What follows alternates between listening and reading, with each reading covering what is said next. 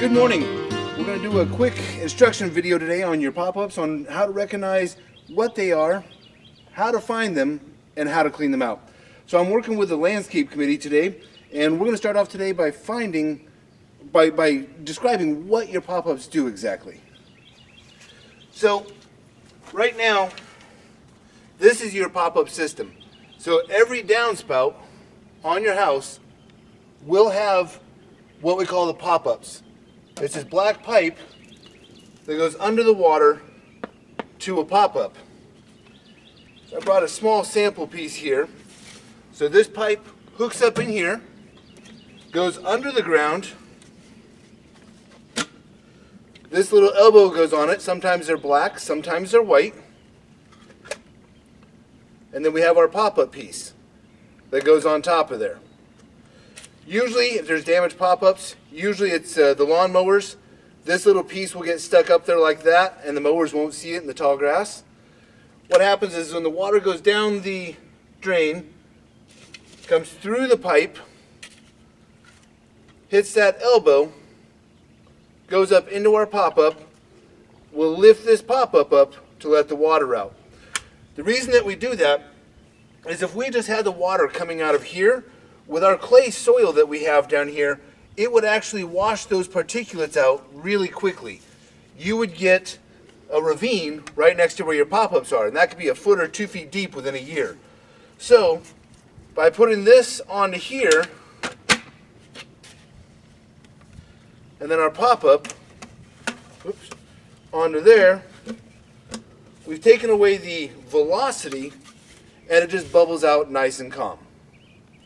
So that is the general idea of what our pop-ups do. Now, sometimes people get confused. The difference between a pop-up, just going to take this off here, and a termite trap. So the termite trap, when you look on top, there is a little notch inside of there. And that's where they open that up so that they can get the chemicals and whatnot for termites. I'm not the expert.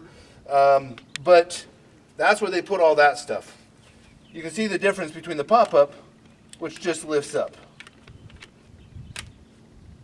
Alrighty, so let's take a walk around this volunteer house next door here. And we're going to go right here at the base of the camera. We'll start there. Alrighty, so on every single one of these that has a downspout, the builder did not go to great lengths to put these farther than they had to. Every foot of pipe costs money, and digging and all sorts of stuff that no one wanted to do. So in general, they wanted to put it as close to this downspout as possible. So you can see here, it's within a couple of feet. Normally, I'd say probably 95% of the time, it is going to be in your grass area. If it's in your mulch, you'll know it because all your mulch will be down here. So we don't want that to happen.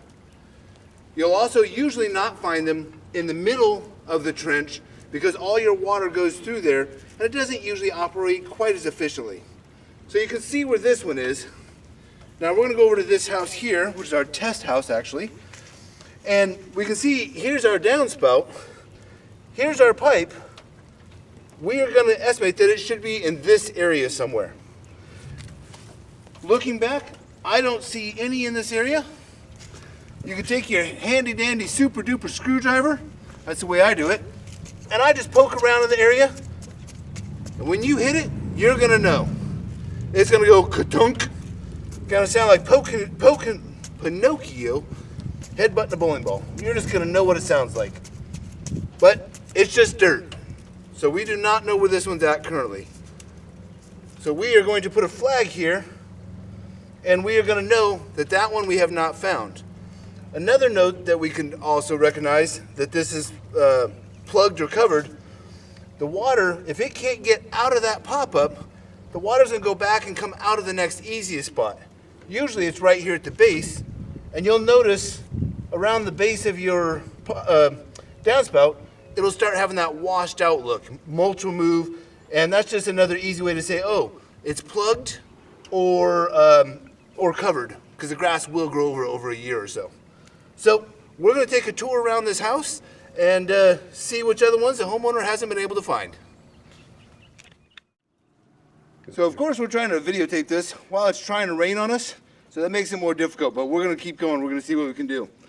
So we can see here, we have found the downspout on the house, comes over, goes through that black pipe, and this one is exposed. So we can see this pop-up. Now, to get this pop-up out of the ground, do not try to pry it out of here. You just end up breaking off that lid. What you want to do is just find the edge, you put your screwdriver, whatever, underneath it, and it lifts right up. Okay? Check the lid, see if there's any leaves or debris in there. If you live next to a forest with trees behind you, or if you don't have the gutter guard, there may be leaves in there, stuff to watch for. Take my gloves off so I don't get them all wet. If you have the full lid, nothing's getting in there from the outside here. So you can reach in there and you can just pull out whatever debris is in there. This one's actually not too bad. A little bit of sand from the roof, that's normal. Sometimes, you find leaves and whatnot in here. That one's not too bad. Now, I'm gonna grab this piece I set to the side from another house I was at recently. If your pop-up is like this, sitting there, I would not put my hand in there, okay? Simply because, and I've never seen it, but it's a possibility, that seems like an awful inviting home for a snake to crawl into. So if that happens, maybe just change out the pop-up. I don't know that I would, again, put my hands in there. So we just reach in, pull out any debris that's sitting there, then you just take that pop-up and put it back on. You could, this is a good one, so we really don't need to do this, but I'm going to show you. What I do on mine is I take a knife or a pair of scissors or anything like that, and I'll cut around the outside of the cap.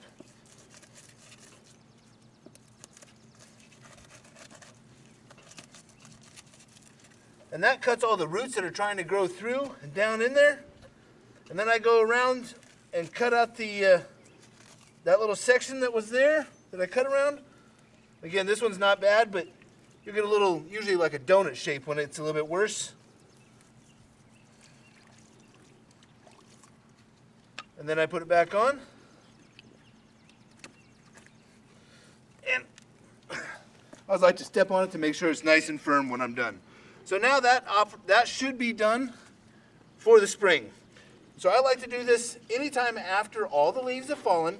So anytime in the winter, doesn't matter. I also like to do it sometime in the middle of the summer because this grass grows sideways. So it will absolutely overgrow this in 1 year. So just come out, spray Roundup around it or cut around it, whatever your preferred method is, but just keep the grass from growing over the top of this centerpiece. Alrighty, so the tricky ones on a house, the corners are pretty easy. It's usually within a couple feet of that downspout, and we can find that pretty easy. The ones that get tricky are on the front of the house. Over here. So, the ones that are on the front of the house, we'll have a couple different ones, different models.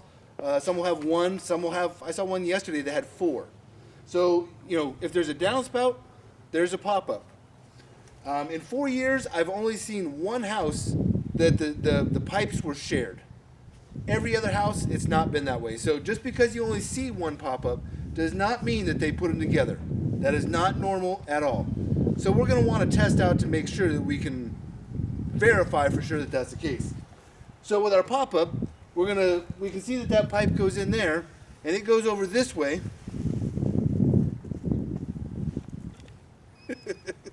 My cameraman's sleeping over there. That pipe will come straight out and it will come into the yard. It does not go into your tree bed. It's not usually out by the far sidewalk. It's usually somewhere in this area.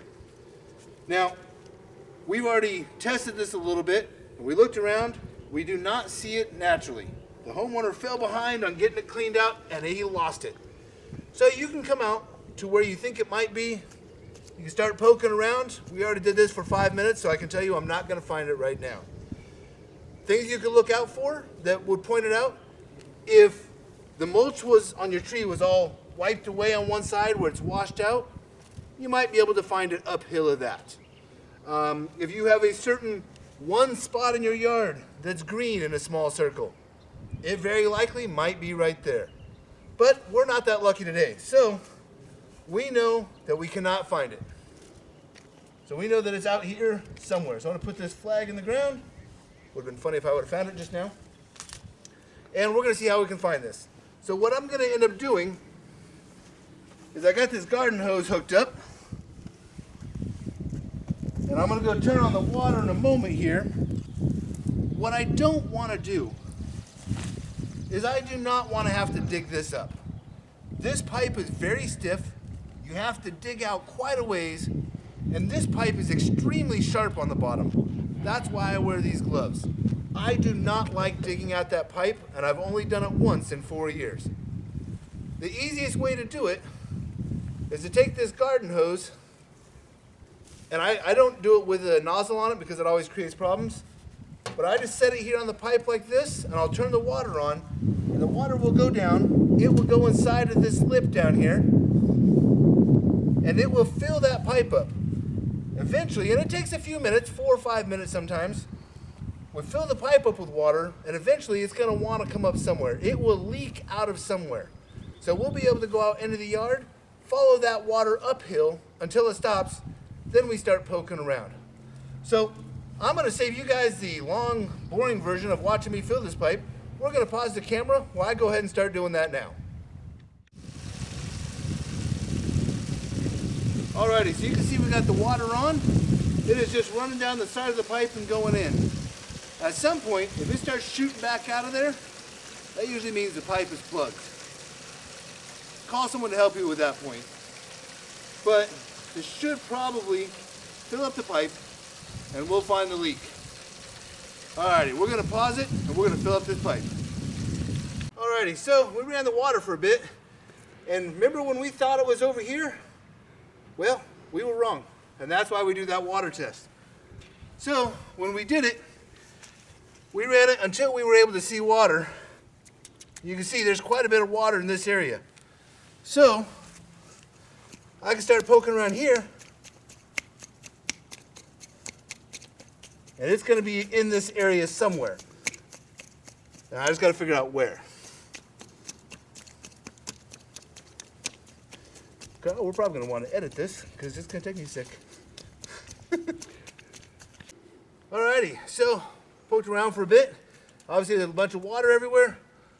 It's easier on a hill because we can follow it up the hill. What ended up happening here is we had a low spot, but as we poked around, you can hear that difference right there. Usually, sometimes it's the grass just happened to be laying over it, but we were able to find our downspout right here. Now, a couple different directions. You can cut around it before trying to prop it up. That's what I normally do, but this one wasn't so bad. I just pop it out of the ground.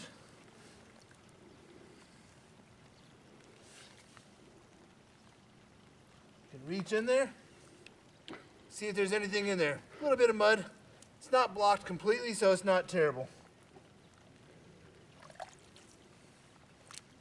Alrighty. A little water. Alrighty, now I'm going to put this back in and clean it, and this will be set to go.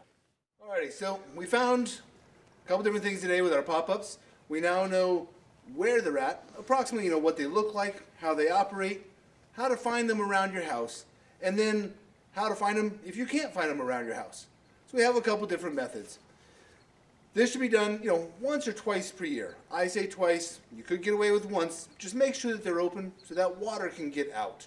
The water comes down your roof line, goes out those pop-ups. You want to get that water to move away from your house. If you cannot do this, you can always ask for help. You can contact myself. I have some vendors that do it. Or you can also contact any Veterans Committee member, and they can also direct you to one of the veterans members that does this as well. Anything we can do to help here in the community, we're always happy to help. Thank you to the Landscape Committee for helping me to film this today, and I'll take some acting classes before I do another one of these. Have a wonderful day.